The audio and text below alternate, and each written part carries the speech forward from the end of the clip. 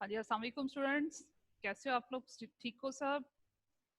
अच्छा बेटे, कल हमने इंट्रो लिया था, अकाउंटिंग इक्वेशन को अंडरस्टैंड करने की कोशिश की थी। अकाउंटिंग इक्वेशन डिस्कस हुई, उसके अलावा हमने उसकी एप्लीकेशन भी थोड़ी सी की with the help of examples. आज फर्दर प्रैक्टिस के लिए बेटे आपके पास सामने ये क्वेश्चन है, लेकिन क्वेश्चन को सॉल्व करने से पहले मैं आपको ये बताना है कि आपने क्या काम करना है। अपनी ई बुक्स डाउनलोड कीजिए, क्योंकि अब हमें न्यूमेरिकल क्वेश्चन सॉल्व करने हैं। सब न्यूमेरिकल क्वेश्चन का डाटा और उसे पैरेलली सॉल्व करना यहाँ पे पॉसिबल नहीं है, वेस्टेज ऑफ टाइम होगा। इसलिए आप लोगों ने करना क्या है, अपनी ई बुक्स को डाउनलोड कीजिए और प्रिंट निकलवा लीजिए। अब ऑनवर्ड हर क्लास में थ्योरेटिकल एस्पेक्ट भी डिस्कस होगा, साथ न्यूमेरिकल क्वेश्चन भी हम सॉल्व करेंगे। और उसके लिए जरूरी है कि आप सबके सामने क्वेश्चन होगा तो मेरे लिए easy to solve, easy to handle हो जाएगा, इजी टू सॉल्व हो जाएगा। तो चलिए, आपकी बुक से ही एक एग्जाम्पल मैंने ली है, सिलेक्ट की है। आपका चैप्टर नंबर 3 हमने स्टार्ट किया हुआ है, relating with the accounting equation. इसमें प्रैक्टिस क्वेश्चन नंबर 2 है, ये आपके सामने है, रिलेटेड विद द बॉब। इसमें 1 बाय 1 ट्रांजैक्शंस को पढ़ेंगे, डिस्कस करेंगे। टू एस्पेक्ट्स, दोनों इफेक्ट्स को आइडेंटिफाई करेंगे, फिर देखेंगे उसका अकाउंटिंग इक्वेशन पे क्या इफेक्ट होगा। तो जनाब, Bob inherited ₹10 million and decided to set himself up as a construction machinery distributor. जनाब, इनको विरासत में 10 मिलियन रुपीस मिले और इन्होंने सोचा है कि जनाब कंस्ट्रक्शन में यूज होने वाली जो मशीनरी है उसके डिस्ट्रीब्यूटर के तौर पे ये काम करें, उसके ट्रेडर के तौर पे काम करें, मशीन खरीदें और बेचें, और ये अपना बिजनेस स्टार्ट करें फ्रॉम 1 जुलाई ऑन। अब देखो बेटे, मशीन की हमने बात की थी जब हमने डिफरेंशिएशन किया था current and non current asset का, तो वहां हमने बात क्लैरिफाई की थी कि जो आपकी मशीन है ये आपका नॉन करंट एसेट है। ये मैनी ईयर्स आपको बेनिफिट देते हैं, लेकिन अगर आपने कोई भी नॉन करंट एसेट परचेज किया है बेचने के लिए, तो ये आपका नॉन करंट एसेट नहीं होगा, आपका करंट एसेट इन्वेंट्री बन जाएगा। तो यही चीज उसने इस क्वेश्चन में क्लैरिफाई भी की है। अब जनाब, ये मशीनरी डिस्ट्रीब्यूटर का काम कर रहा है, ये जनाब कंस्ट्रक्शन मशीनरी परचेज करेगा और आगे सेल करेगा।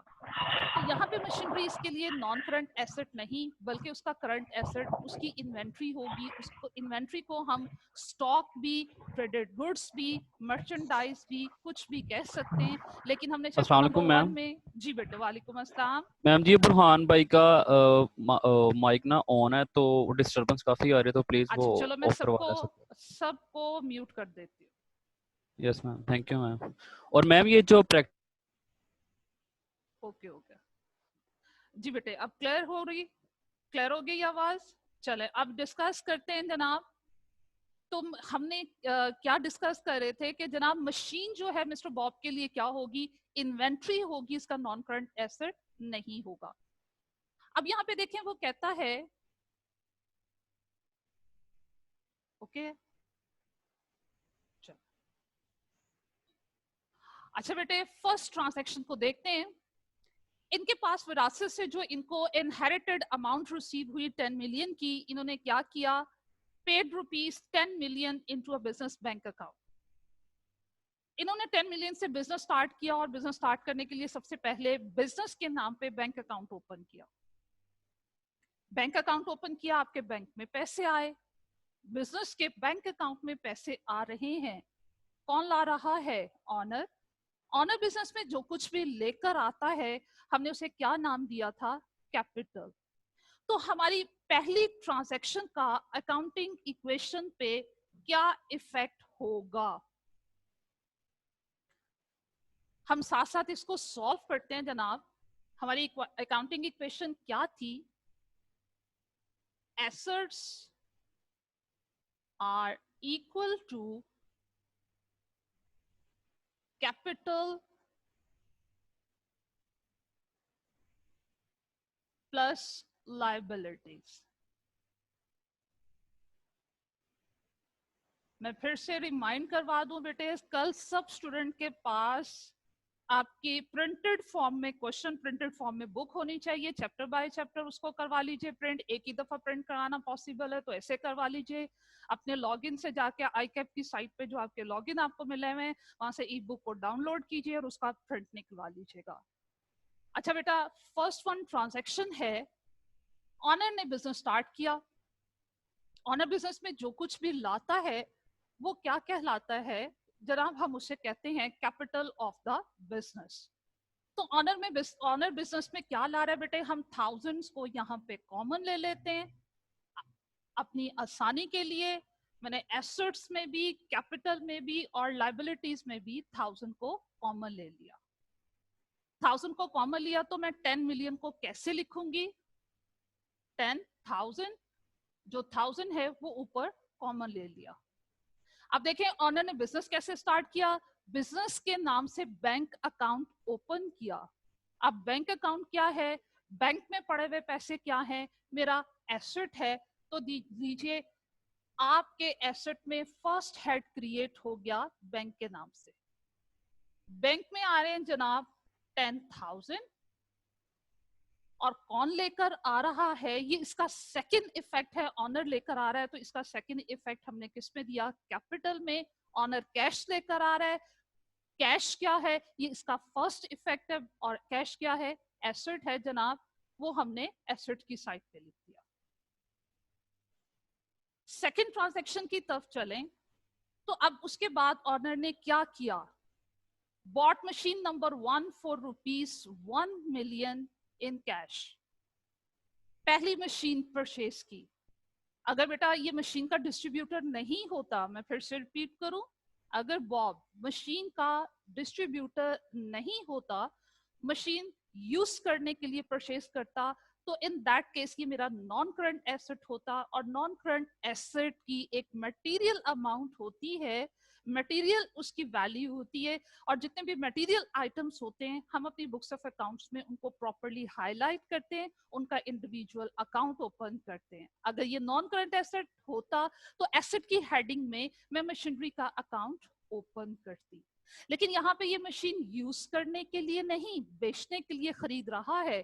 तो मशीन तो परचेज कर रहा है लेकिन इसको टाइटल मैंने मशीन का नहीं देना, बल्कि इसको क्या बोलना है, ऐसी चीजें जो बिजनेस में खरीदी जाती हैं बेचने के लिए। चैप्टर नंबर 1 में हमने क्लैरिफाई किया था कि हम उसे इन्वेंट्री का नाम देंगे। और इन्वेंट्री क्या है, हमारा एसेट है।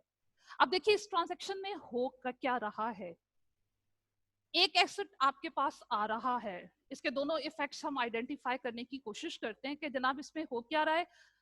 बॉब अपने बिजनेस में, या बॉब का जो बिजनेस है वो एक इंडिपेंडेंट आर्टिफिशियल पर्सन है, हम उसके बिजनेस के पॉइंट ऑफ व्यू से बात करते हैं। तो जनाब बॉब बिजनेस ने मशीन नंबर 1 परचेज की।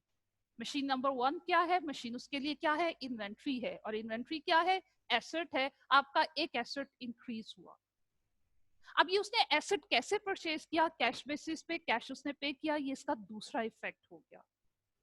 अब कैश उसके पास ऑफिस में नहीं पड़ा हुआ, बल्कि ये बिजनेस उसने कैसे स्टार्ट किया हुआ है, बेटे उसने बैंक में अकाउंट ओपन करवाया है। देखें बिजनेस में, अकाउंटिंग में आप ऑनवर्ड एक चीज जहन में रखोगे और वो क्या है कि बेटे ऑफिस में पड़ा हुआ जो कैश हम अगर यूटिलाइज करें, उसके लिए जो अकाउंट टाइटल हम ओपन करेंगे वो होगा कैश के नाम से। बैंक में पड़ा हुआ कैश भी बिजनेस का ही कैश है, रूटीन में यूज हो रहा है, वो भी आपका इटसेल्फ एक कैश है, लेकिन उसके लिए जो अकाउंट टाइटल यूज होगा वो कैश की बजाय क्या यूज होगा, बैंक यूज होगा। और अब क्योंकि वो बिजनेस में जितने भी पैसे लेकर आया ऑफिस में लेकर नहीं आया, इसलिए मैंने उसको कैश का टाइटल देने की बजाय क्या टाइटल दिया, उसने बिजनेस के नाम से बैंक में अकाउंट ओपन करवा लिया हुआ है, तो उसको मैंने टाइटल दे दिया हुआ है बैंक का।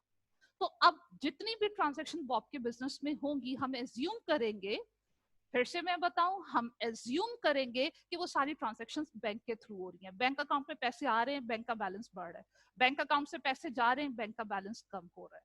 और अकाउंटिंग में डेबिट क्रेडिट रूल्स हमने क्या पढ़े विद रिस्पेक्ट टू एसेट, वो हमने रूल्स ये पढ़े कि जनाब अगर एसेट का, क्योंकि नॉर्मल बिहेवियर डेबिट होता है, अगर एसेट इंक्रीज हो रहे होंगे तो उसको डेबिट करेंगे, एसेट्स डिक्रीज हो रहे होंगे तो उसको क्रेडिट करेंगे।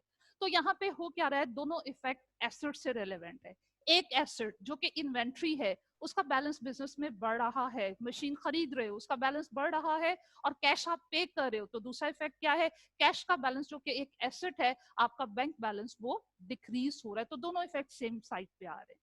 तो जनाब देखिए अकाउंटिंग इक्वेशन में मैं इसके इफेक्ट्स को कैसे शो करूंगी। जनाब इस ट्रांजैक्शन की वजह से हो क्या रहा है, आपका बैंक का बैलेंस कम हो रहा है 1000 से, और एक एसेट आपकी बुक्स में और जनरेट हो रहा है, उसको हमने नाम क्या देना है, इन्वेंट्री का। तो इन्वेंट्री का बैलेंस इंक्रीज हो रहा है 1000 से। नेट इफेक्ट आपका एसेट्स की साइड पे क्या है, 1000 पॉजिटिव 1000 नेगेटिव, एसेट पे आपका इफेक्ट 0 हो गया। इसी तरह आप अकाउंटिंग इक्वेशन की दूसरी साइड पे देखिए, कैपिटल लायबिलिटीज पे कोई इफेक्ट नहीं है, वहां पे भी इफेक्ट 0 है, और जनाब आपके एसेट्स की साइड पे भी इफेक्ट 0 हो गया। अकाउंटिंग इक्वेशन मेरी बैलेंस है, इसका मतलब है कि मैंने इफेक्ट्स को सही से आइडेंटिफाई कर लिया हुआ है। तो चलिए थर्ड ट्रांजैक्शन की तरफ चलते हैं जनाब। थर्ड ट्रांजैक्शन में क्या हुआ, फिर से उन्होंने एक मशीन, ट्रांजैक्शन नंबर 3 में क्या है, बॉब के बिजनेस ने एक और मशीन परचेज की, कितने में, 2.5 मिलियन में परचेज की, और कैश बेसिस पे परचेज की। मशीन आपकी इन्वेंट्री है बॉब के बिजनेस में, इन्वेंट्री का बैलेंस बढ़ रहा है, कैश पे कर रहे हो, कैश का बैलेंस कम हो रहा है। सेम वही ट्रांजैक्शन है, तो चलिए इसको लिखते हैं। थर्ड ट्रांजैक्शन में भी क्या हो रहा है जनाब, थर्ड ट्रांजैक्शन में भी हमारे पास यही हो रहा है। इन्वेंट्री, आप एक मशीन फर्दर परचेज कर रहे हो, मशीन आपकी इन्वेंट्री है इस बिजनेस में, उस इन्वेंट्री का बैलेंस बिजनेस में बढ़ रहा है, ऐड कर दिया। कैश पे कर रहे हो, कैश का बैलेंस कम हो रहा है, तो लीजिए माइनस कर दिया। सेम इफेक्ट फिर से आपकी एसेट्स की साइड पे भी 0 इफेक्ट, और लायबिलिटी साइड पे भी 0 effect. Transaction number 4, transaction number 4 में क्या कहता है, अभी तो हम एसेट्स परचेज कर रहे थे, ट्रेडेड गुड्स को परचेज किया, अब हम इन्हें सेल कर रहे हैं। जब आप ट्रेडेड गुड्स को सेल करोगे तो बेटे डेफिनेटली क्या होगा, इन्वेंट्री का बैलेंस कम हो जाएगा। इन्वेंट्री कम हो रही है, बेच रहे हो, आपके पास कैश आ रहा है, कैश का बैलेंस बढ़ रहा है, कैश का बैलेंस बढ़ रहा है, तो आप उसे क्या करोगे, ऐड कर दोगे, इन्वेंट्री का बैलेंस कम हो रहा है उसे माइनस कर दोगे। बट अगर आपको याद हो कल के लेक्चर में हमने एक पॉइंट रिपीट किया था, मैं फिर से, बल्कि ऑनवर्ड लेक्चर में ये चीजें बार बार रिपीट होती चली जाएंगी, कि बेटे एसेट्स की वैल्यूएशन जब भी करते हैं किसी ट्रांजैक्शन के अगेंस्ट भी, हमेशा कॉस्ट प्राइस पे करते हैं। कॉस्ट प्राइस जिस प्राइस पे आपने एसेट को परचेज किया। मशीन नंबर 1 मैंने परचेज की 1 मिलियन, तो मैंने 1 मिलियन पे उसको रिकॉर्ड कर लिया। मशीन नंबर 2 मैंने परचेज की 2.5 मिलियन में, तो 2.5 मिलियन पे मैंने उसे रिकॉर्ड किया। अब मशीन 1 जो कि आपने परचेज की थी 1 मिलियन में, आप उसको सेल कर रहे हो 1.5 मिलियन पे। आपने 1 मिलियन की मशीन नंबर 1 परचेज की थी, लेकिन बेटे आप उसको सेल कर रहे हो 1.5 मिलियन पे सेल कर रहे हो, इसका मतलब है कि उस मशीन पे आपको 5 लाख का प्रॉफिट हो रहा है। अब इसके अकाउंटिंग इफेक्ट्स क्या होंगे, मशीन सेल कर रहे हो, मशीन का बैलेंस कम होगा, किस प्राइस पे कम करें, कॉस्ट प्राइस पे जिस पे खरीदा था, या सेल प्राइस पे जिस पे हम बेच रहे हैं। तो एसेट्स को हम हमेशा इंक्रीज करें या डिक्रीज करें तो कॉस्ट प्राइस से ही डिक्रीज करते हैं। तो इसलिए मैं क्या करूंगी, इन्वेंट्री में से 1.5 मिलियन 15 लाख माइनस नहीं करूंगी, बल्कि जिस प्राइस पे खरीदा था 1 मिलियन पे 10 लाख पे खरीदा था, उसी अमाउंट से इसको डिक्रीज करूंगी। एसेट बेच रहे हैं, इन्वेंट्री सेल हो रही है, कैश हमारे पास आ रहा है, कितना आ रहा है, जितने पे बेच रहे हैं, मेरे पास 15 लाख कैश आ रहा है, मैंने कैश में जितना कैश आ रहा है वो ऐड कर देना है। इसके अलावा इफेक्ट क्या है, 10 लाख में खरीद के 15 लाख में बेच रही हूँ, मुझे 5 लाख का प्रॉफिट हो रहा है। अकाउंटिंग इक्वेशन में आपने प्रॉफिट का इफेक्ट किस एलिमेंट पे देना है, तो हमने पढ़ा था कि बेटे आपका प्रॉफिट है, लॉस है, रेवेन्यूज है, एक्सपेंसेस हैं, उसका अल्टीमेटली इफेक्ट हमने किस में देना है, कैपिटल में देना है। प्रॉफिट की वजह से ऑनर की इन्वेस्टमेंट बढ़ जाती है, प्रॉफिट हो तो कैपिटल में ऐड कर देंगे, लॉस हो तो कैपिटल में से माइनस कर देंगे। जनाब ये तो हुई इस ट्रांजैक्शन की डिस्कशन। चलिए अकाउंटिंग इक्वेशन में इसे लिखते हैं। देखिए क्या बताया मैंने, हमने क्या काम करना है बेटे, जो पहली मशीन थी 1000 की वो हमने परचेज की, तो देखिए यहां मैंने उसे ऐड किया था, अब ये मशीन बेच रहे हैं तो मैंने यहां से माइनस कर दिया, ये देखो ठीक है, ये माइनस कर दिया। इन्वेंट्री बेच रहे हैं, इन्वेंट्री का बैलेंस बिजनेस में कम हो रहा है, बेच रहे हैं, माइनस किया। लेकिन कैश कितना आ रहा है मेरे पास, जनाब इसको 15 लाख में बेच रहे हैं तो बैंक का बैलेंस मेरा 15 लाख से बढ़ रहा है, मैंने पॉजिटिव इफेक्ट दे दिया। अब जनाब एक चीज जो 1000 की थी 1500 में बेची, 500 का प्रॉफिट हुआ, वो क्या किया हमने कैपिटल में ऐड कर दिया। तो देखिए बोथ साइड पे आपका इफेक्ट क्या है, एसेट्स की साइड पे देखो तो 1500 positive 1000 negative, net effect 500 positive है।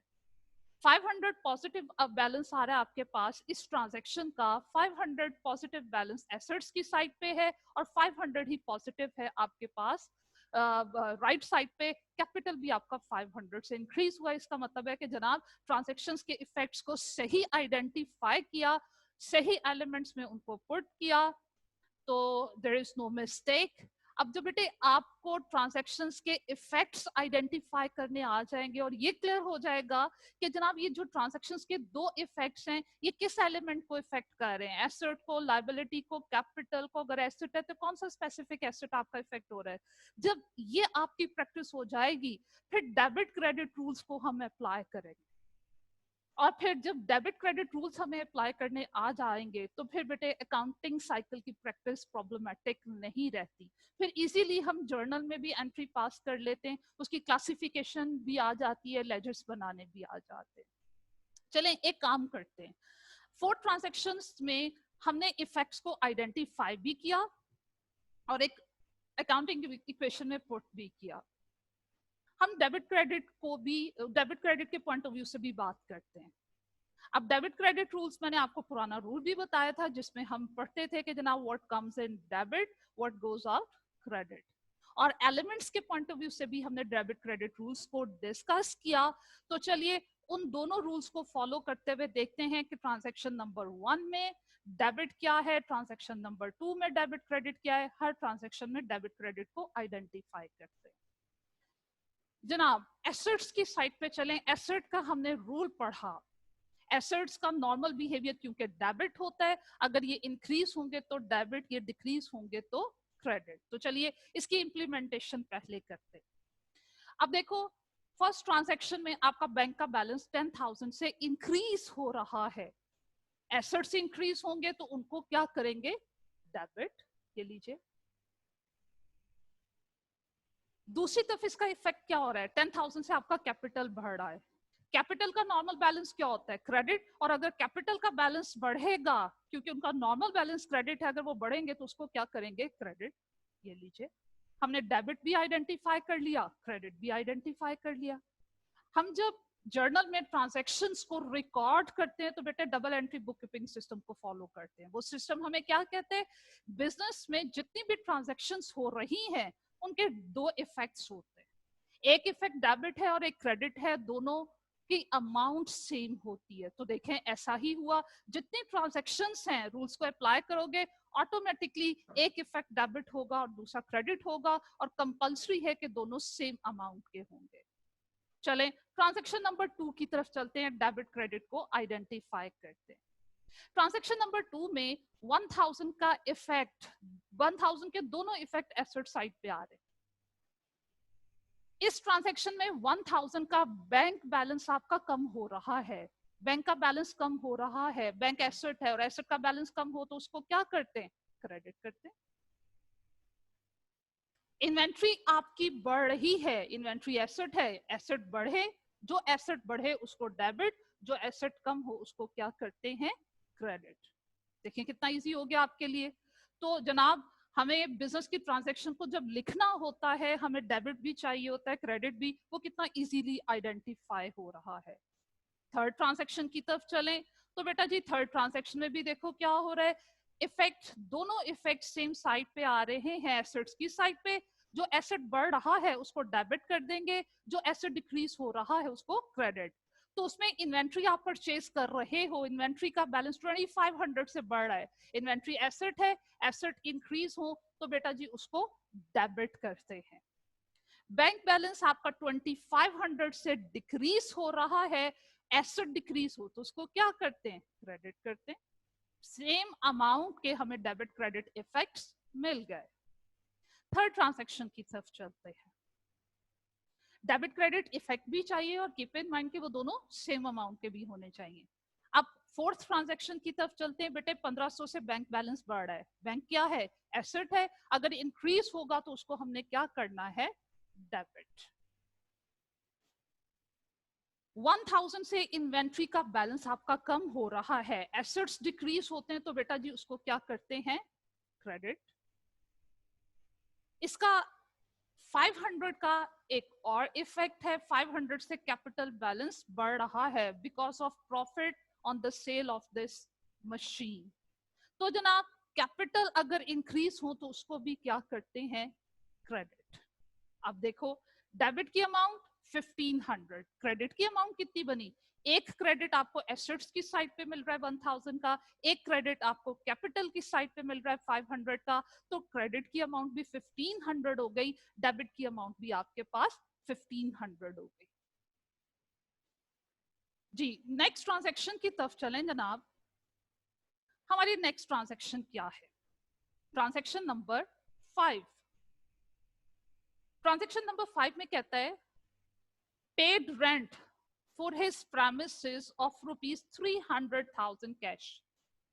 रेंट पे किया है, रेंट क्या है, is it an asset, is it the part of capital या लायबिलिटी है, जी नहीं, वो आपका एक टेम्पररी एक अकाउंट है, वो एक्सपेंस है। रेंट क्या है, एक्सपेंस है। अब अकाउंटिंग इक्वेशन में हमने करना क्या है बेटे, एक्सपेंसेस और रेवेन्यूज को अलग से तो हमने नहीं लिखा हुआ, लेकिन हमने क्या फाइनलाइज किया है कि जनाब रेवेन्यूज और एक्सपेंसेस की वजह से हमारे पास उनके कंपैरिजन से हमारे पास प्रॉफिट या लॉस आता है, और वो अल्टीमेटली किसका होता है, ऑनर का होता है। इसलिए प्रॉफिट हो लॉस हो अल्टीमेटली हमने उसके अकाउंट में उसे ट्रांसफर करना होता है। इसलिए हम जब अकाउंटिंग इक्वेशन बनाते हैं हम डायरेक्टली रेवेन्यूज और एक्सपेंसेस को कैपिटल में ट्रांसफर करते हैं। रेवेन्यूज की वजह से कैपिटल का बैलेंस बढ़ेगा, रेवेन्यूज आपके कैपिटल में ऐड होंगे, और अगर एक्सपेंसेस होंगे वो कैपिटल में से माइनस होंगे। तो इसका क्या दो इफेक्ट्स देखते हैं जनाब। रेंट एक तो आपका एक्सपेंस है, एक्सपेंस की वजह से क्या करेंगे, अपने कैपिटल को रिड्यूस कर देंगे, इक्विटी आपकी कम हो जाएगी। और दूसरा इफेक्ट क्या होगा कि जनाब आप पे कर रहे हो, कैश का बैलेंस आपका कम हो रहा है। कौन सा कैश, फिर से रिपीट करूं जनाब, ट्रांजैक्शन नंबर 1 में उसने बताया था कि ऑनर के पास इनहेरिटेड अमाउंट जितनी भी आई है उसने बिजनेस के नाम पे बैंक में अकाउंट ओपन करवा दिया हुआ, सारे पैसे वहां रख दिए हुए। अब जो कैश आएगा वो डायरेक्टली बैंक अकाउंट में आएगा, जो कैश की पेमेंट करनी होगी वो भी आपके बैंक के अकाउंट के थ्रू होगी। तो बैंक से पैसे निकल रहे हैं, बैंक का बैलेंस कम हो रहा है।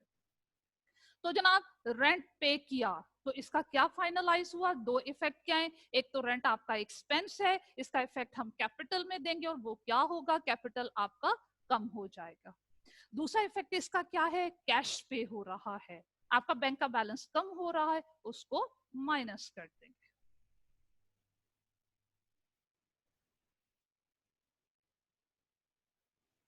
ट्रांजैक्शन नंबर 5, बैंक बैलेंस आपका रिड्यूस हो रहा है 300 से। लीजिए 300 से बैंक बैलेंस को मैंने कम कर दिया, और इसका दूसरा इफेक्ट क्या है जनाब, एक्सपेंस है उससे मेरा कैपिटल रिड्यूस हो जाएगा, मैंने कैपिटल को भी कम कर दिया। तो इक्वेशन की दोनों साइड पे सेम इफेक्ट। अब चलिए डेबिट क्रेडिट में बात करते हैं। डेबिट क्रेडिट में बात करें तो बेटा आपका बैंक बैलेंस कम हो रहा है, बैंक आपका एसेट है, एसेट कम हो तो उसे क्या करते हैं, क्रेडिट। अब अगर क्रेडिट मिल गया तो अंडरस्टूड बात है कि इसका दूसरा इफेक्ट डेबिट ही होगा। डेबिट मिल जाए तो अंडरस्टूड बात होती है कि दूसरा इफेक्ट क्रेडिट ही होता है। लेकिन हम लॉजिकली बात करेंगे रूल्स को सामने रखते हुए। तो जनाब यहाँ पे देखो, कैपिटल में से मैंने 300 को माइनस किया, ये कैपिटल के बैलेंस को रिड्यूस करेगा। डेबिट क्रेडिट रूल में क्या सीखा कि कैपिटल का नॉर्मल बिहेवियर क्रेडिट होता है, कैपिटल इंक्रीज हो तो उसे क्रेडिट करते हैं, कैपिटल डिक्रीज हो तो बेटा जी हम उसे क्या करते हैं, डेबिट। तो देखें मुझे डेबिट क्रेडिट दोनों इफेक्ट्स मिल गए और वो सेम अमाउंट के हैं। Transaction number 6, bought office equipment. Machine की तरह ये भी एक एसेट है, लेकिन मशीन उन्होंने खरीदी थी बेचने के लिए, इसलिए वो आपका नॉन करंट एसेट नहीं थी, वो आपकी इन्वेंट्री बनी, आपका करंट एसेट बनी। ऑफिस इक्विपमेंट इन्होंने परचेज किया, ये ऑफिस इक्विपमेंट का बिजनेस नहीं कर रहे, क्वेश्चन की स्टेटमेंट में भी क्लैरिफाई नहीं किया हुआ कि यूज के लिए परचेज किया है। तो यहाँ पे हम एज्यूम करेंगे हमेशा कि ऐसे एसेट जिनका आप बिजनेस नहीं कर रहे हो आपने परचेज किए, वो बिजनेस यूज के लिए परचेज किए। और जो बिजनेस यूज के लिए हम परचेज करते हैं वो नॉन करंट एसेट्स होते हैं, उनकी एक इटसेल्फ मटेरियल आइडेंटिटी होती है, उनके अकाउंट्स को उनके नाम से अलग से ओपन कर देते हैं under the heading of assets. तो जनाब इक्विपमेंट परचेज किया, इक्विपमेंट का बैलेंस आपका इंक्रीज हो गया, आपने परचेज किया और कैश पे कर दिया, कैश का बैलेंस डिक्रीज हो गया, इसे लिखते हैं अमाउंट है इसकी 200।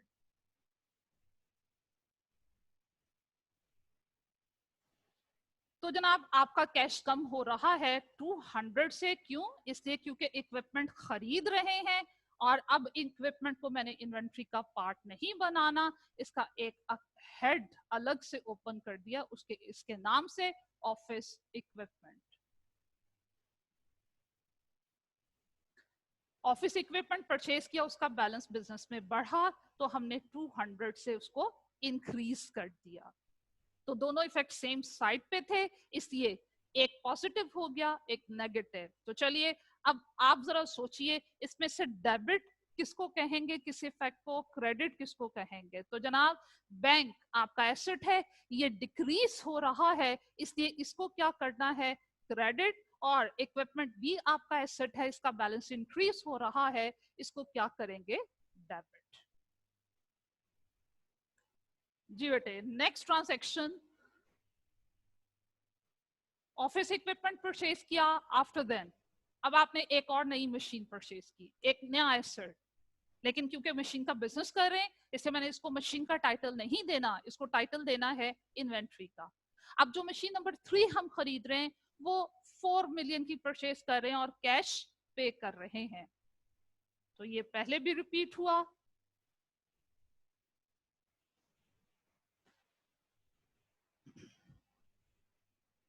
अमाउंट थी हमारे पास 4 मिलियन, ओके जी। तो 4000 से मैंने 4000 की मशीन फिर से परचेज की है, इन्वेंट्री का बैलेंस इंक्रीज हुआ, इन्वेंट्री में ऐड कर दिया और कैश पे किया, इसलिए कैश का बैलेंस कम हो गया, बेटा जी मैंने उसको माइनस कर दिया। फिर से सेम साइड पे इफेक्ट है, इस साइड पे इसका कोई इफेक्ट नहीं है जी। डेबिट क्रेडिट, बैंक बैलेंस कम हो रहा है, एसेट्स कम हो तो क्रेडिट, आपकी इन्वेंट्री का बैलेंस बढ़ रहा है, एसेट्स इंक्रीज हो तो बेटा जी debit. Next transaction number 8। Transaction number 8 में क्या हो रहा है कि जनाब हमने मशीन नंबर 2 परचेज की थी, यस कहां परचेज की थी, ट्रांजैक्शन नंबर 3 में। ट्रांजैक्शन नंबर 3 में हमने जो मशीन परचेज की थी, मशीन नंबर 2 कितने में परचेज की थी, 2500 में। अब जनाब हमने उससे सेल कर दिया हुआ है 3250 में। अब मशीन आपकी सेल हो रही है, मशीन क्या है, इन्वेंट्री है, इन्वेंट्री का बैलेंस बेटे आपका डिक्रीज हो रहा है। तो बताइए इसके अकाउंटिंग इफेक्ट्स हम क्या देंगे, पहले भी ये ट्रांजैक्शन रिपीट हुई, फिर से रिपीट करते हैं। आपका इन्वेंट्री का बैलेंस कम हो रहा है, किस प्राइस पे कम करेंगे, जिस प्राइस पे खरीदा 25 लाख से या जिस प्राइस पे बेचा 32,50,000 में। तो बेटे इन्वेंट्री को जब भी इंक्रीज करें डिक्रीज करें हमेशा कॉस्ट प्राइस पे डिक्रीज करते हैं, इसलिए मैं क्या करूंगी जनाब, इस मशीन को कम करूंगी 25 लाख से 2500,000 से।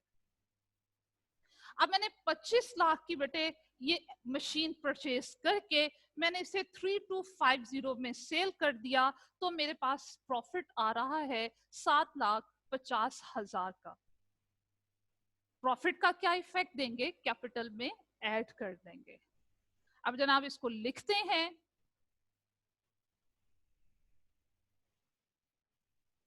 जी जनाब इस पे मुझे प्रॉफिट हो रहा है 750 का, और इस प्रॉफिट को हमने कैपिटल में ऐड कर दिया। मशीन नंबर 2 हमने ट्रांजैक्शन नंबर 3 में परचेज की थी, अब हम ट्रांजैक्शन नंबर 8 में इसे सेल कर रहे हैं। जब परचेज किया था 2500 ऐड किया था, जब इसको बेच रहे हैं तो 2500 ही बेटे आपका डिक्रीज होगा कॉस्ट प्राइस पे। लेकिन हम इसको कितने में जनाब बेच रहे हैं, हम इसे 3250 में बेच रहे हैं, इतने पैसे आ रहे हैं, और जो पैसे आ रहे हैं बेटे वो मैंने अपने बैंक अकाउंट में ऐड कर दिए। तो देखें इससे क्या हो रहा है, काउंटिंग इक्वेशन की एसेट साइड पे लेफ्ट साइड पे 3250 पॉजिटिव अमाउंट, 2500 नेगेटिव अमाउंट, इसको नेट करें तो 750 पॉजिटिव आंसर आपकी एसेट साइड पे भी आ रहा है, और 750 का पॉजिटिव आंसर आपके पास कैपिटल और लायबिलिटी साइड पे भी आ रहा है। अब डेबिट क्रेडिट में बात करें तो चलिए जनाब 3250 बैंक बैलेंस एसेट है, बढ़ रहा है, और रूल्स हमें कहते हैं कि एसेट्स इंक्रीज हो तो बेटा जी आपने उनको क्या करना है, डेबिट।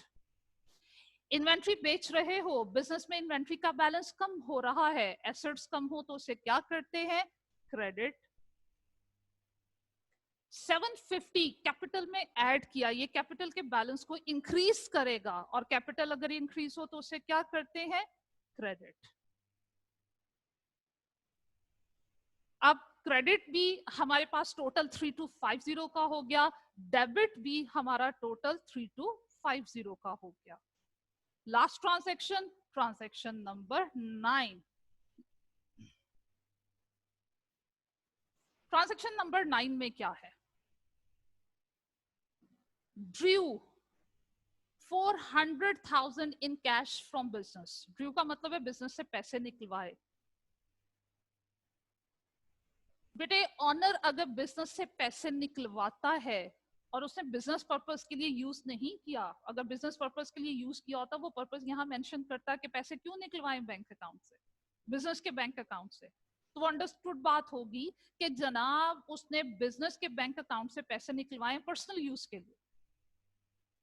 और ऑनर पर्सनल यूज के लिए बिजनेस से जब भी पैसे निकलवाता है या कुछ भी निकाले, बिजनेस से कुछ भी ले जाए, कैश ले जाए, कोई एसेट उठा के ले जाए, कुछ भी बिजनेस से ले जाए ऑनर पर्सनल यूज के लिए, उसको हमने क्या अकाउंट टाइटल दिया था, ड्राइंग्स का।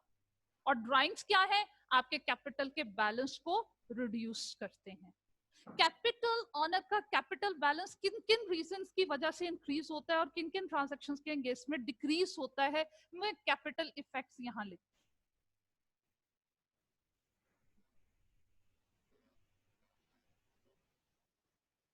इस शीट पे एलिजिबल नहीं दिख है, चलें दूसरी शीट में जाके अकाउंट कैपिटल पे जो मैक्सिमम इफेक्ट्स हो सकते हैं वो मैं लिख देती हूँ, अभी मैं बता देती हूँ आपको वैसे ही कि देखो ऑनर ने बिजनेस स्टार्ट किया, फर्स्ट टाइम उसने कैपिटल इंट्रोड्यूस किया बिजनेस में, उससे कैपिटल का अकाउंट ओपन हो गया। उसके बाद जिन जिन ट्रांजैक्शंस के एंगेज में बिजनेस में प्रॉफिट हो रहा है, वो प्रॉफिट का ऑनर कौन है, ऑनर है जनाब, उसका राइट है, उसकी वजह से प्रॉफिट की वजह से क्या होगा, कैपिटल इंक्रीज होगा, और अगर कहीं लॉस हुआ वो कैपिटल के बैलेंस को डिक्रीज करेगा। ऑनर बिजनेस में ऑनवर्ड भी अगर पैसे या कोई चीज भी लेकर आता है, वो भी उसकी ऑनर की इन्वेस्टमेंट कैपिटल की अमाउंट को इंक्रीज करता है। और अगर ऑनर बिजनेस से कुछ भी ले जाए, वो ड्राइंग्स हैं, ड्राइंग्स का क्या इफेक्ट होगा, वो उसकी कैपिटल इन्वेस्टमेंट को कम कर देगा। तो यही ट्रांजैक्शन यहाँ पे है कि जनाब ऑनर ने बिजनेस से 4 लाख रुपए निकलवाए हैं, पर्पस मेंशन नहीं है, हम हमेशा सपोज करेंगे कि जनाब ऑनर ने पर्सनल यूज के लिए निकलवाए, क्योंकि अगर बिजनेस यूज के लिए निकलवाए होते और बिजनेस यूज के लिए यूज हुए होते, वो क्वेश्चन में क्लियरली आपको मेंशन कर देता। तो जनाब ऑनर ने 4 लाख रुपया बिजनेस से निकलवाया, बिजनेस में कैश का बैलेंस कम हो गया, कैश में से माइनस कर देंगे, एक इफेक्ट तो इसका ये है। और दूसरा इफेक्ट क्या है कि बिजनेस से कैश गया है, क्यों गया है, कहाँ गया है, ऑनर ले गया है, तो ऑनर की इन्वेस्टमेंट को कम कर दीजिए, ये इसका दूसरा इफेक्ट हो जाएगा। तो चलिए वहां लिखते हैं जनाब, ऑनर बिजनेस से 400 कैश लेके जा रहा है, 400 से 400 अमाउंट थी, यस इट इज 400 जनाब वो बिजनेस से लेके जा रहा है, तो बैंक बैलेंस बिजनेस का कम हो रहा है और वो क्यों उसकी इन्वेस्टमेंट को कम करेगा, इसलिए आपने उसे कैपिटल में से माइनस कर देना। अब अकाउंटिंग इक्वेशन की ऑपोजिट साइड पे इफेक्ट था, इसलिए सेम इफेक्ट्स होंगे। अब डेबिट क्रेडिट में बात करिए, बेटे बैंक एसेट है, एसेट का बैलेंस कम हो रहा है, तो लीजिए मुझे क्रेडिट मिल गया। एसेट्स कम हो तो उन्हें क्या करते हैं, क्रेडिट करते हैं। कैपिटल भी 400 से कम हो रहा है, क्या रूल्स हमने डिस्कस किए थे कि जनाब कैपिटल का नॉर्मल बिहेवियर क्रेडिट होता है, कैपिटल इंक्रीज हो तो डेबिट करते हैं, कैपिटल डिक्रीज हो तो हम उसे इंक्रीज हो कैपिटल तो क्रेडिट करते हैं, डिक्रीज हो कैपिटल तो उसको हम डेबिट करते हैं।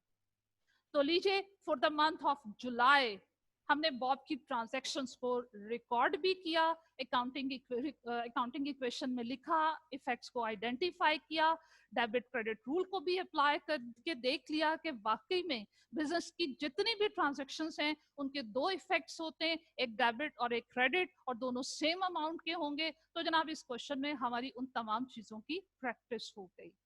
अब जब बेटे मंथ एंड आता है तो हम क्या करते हैं, अपनी बुक्स ऑफ अकाउंट को जब एक स्पेसिफिक टाइम पीरियड आता है हम अपनी बुक्स को क्लोज करते हैं और उनका टोटल करके देखते हैं कि जनाब मंथ एंड पे या एक स्पेसिफिक टाइम पीरियड के एंड पे हमारे पास एसेट्स, लायबिलिटीज और कैपिटल के बैलेंसेस क्या है। तो जनाब चेक करते हैं कि जुलाई के एंड में मेरे बैंक में कितना रह गया हुआ है, तो कैलकुलेशन करते हैं, आप भी सॉल्व कीजिए। 10,000 बिगनिंग बैलेंस था, minus 3,500 plus 1,500 minus 500 minus 4,000 plus किया 3,250 माइनस 400 किया, तो बेटे हमारे पास देखो यहाँ पे बैंक में जुलाई के एंड में क्या पड़ा हुआ है, 6,350 है।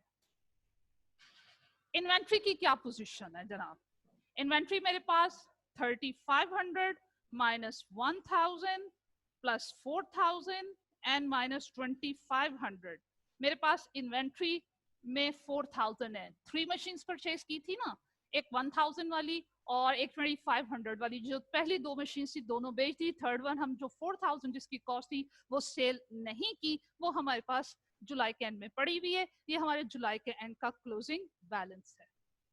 इसके अलावा ऑफिस इक्विपमेंट है हमारे पास 200 का। अब मेरे एसेट्स का टोटल क्या हुआ जनाब, एसेट्स का टोटल हुआ 10550, और जनाब देखते हैं क्या सिचुएशन है हमारी कैपिटल और लायबिलिटीज की साइड पे। 10,000 प्लस 500 माइनस 300 प्लस 750 माइनस 400, ये बेटा जी 10,550 है, और बॉब ने in the month of July कोई लायबिलिटी नहीं ली।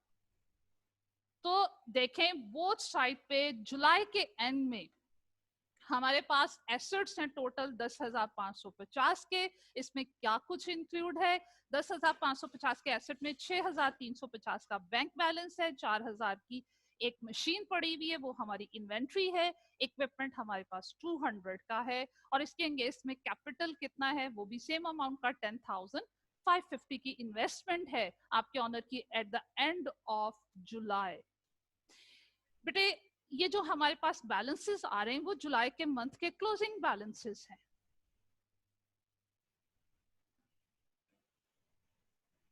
अकाउंटिंग में हमने जब भी क्लोजिंग बैलेंसेस को लिखना हो तो उसके लिए हम एब्रीवेशन यूं यूज करते हैं, या क्लोजिंग बैलेंस को लिखा यूं जाता है, चले यहाँ पे हमारे पास स्पेस खत्म हो गई, इसको यहाँ लिख देते हैं। क्लोजिंग बैलेंस के लिए हम यूं लिखते हैं कि जनाब बैलेंस कैरिड फॉरवर्ड का टाइटल यूज करते हैं।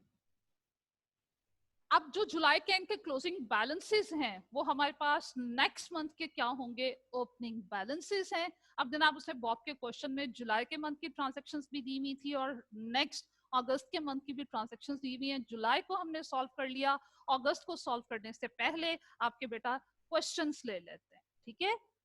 चलें,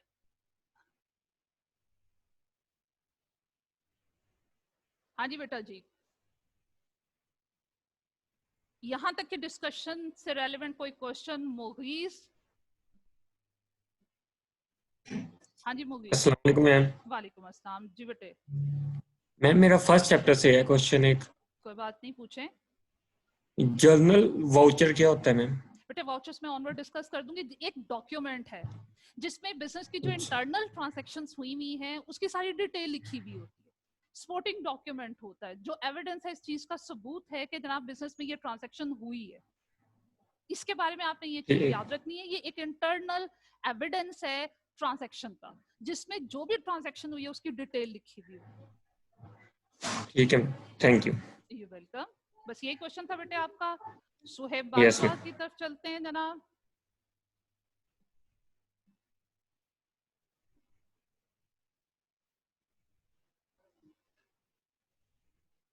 चलें, अभी मोहम्मद वलीद हो गए हैं जी। वलीद, आपका क्वेश्चन।